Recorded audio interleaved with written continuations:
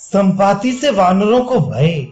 जटायु के वध की बात सुन संपाति का दुखी होना। पर्वत के जिस स्थान पर वे सब वानर आमरण उपवास के लिए बैठे थे, उस प्रदेश में चिरंजीवी पक्षी श्रीमान गृद्धराज संपाति आए।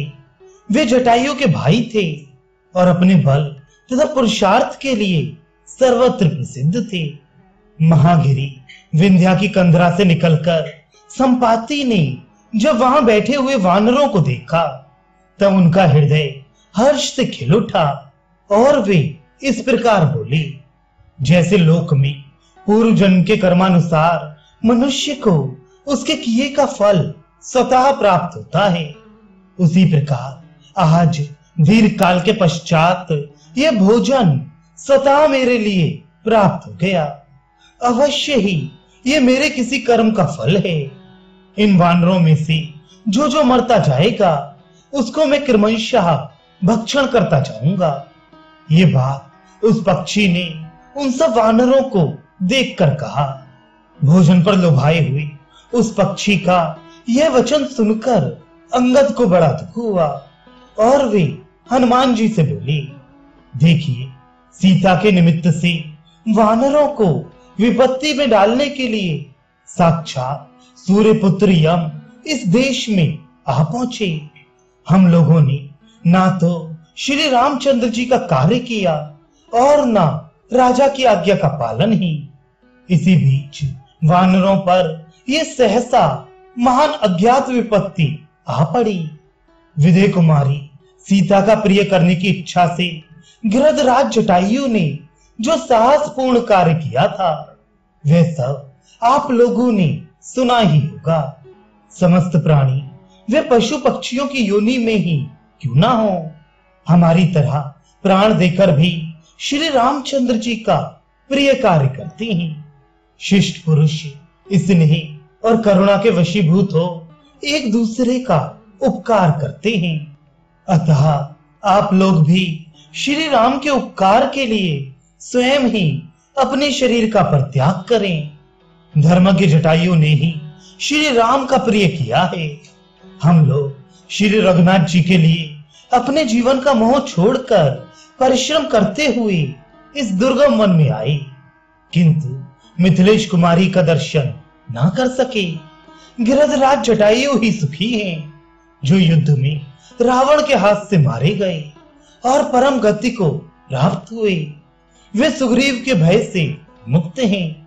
राजा दशरथ की मृत्यु, जटायु का विनाश और विदेह कुमारी सीता का अपहरण, इन घटनाओं से इस समय वानरों का जीवन संशय में पड़ गया है।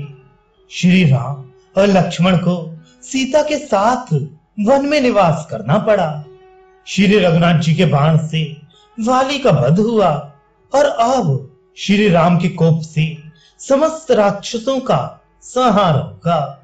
ये सारी बुराइयां कैकई को दिए गए वरदान से ही पैदा हुई हैं। वानरों के द्वारा बारंबार कहे गए इन दुखमय वचनों को सुनकर और उन सबको पृथ्वी पर पड़ा हुआ देखकर परम बुद्धिमान संपाति का हृदय अत्यंत क्षुब्ध हो उठा और वे दीन वाणी में बोलने को उद्यत हुए।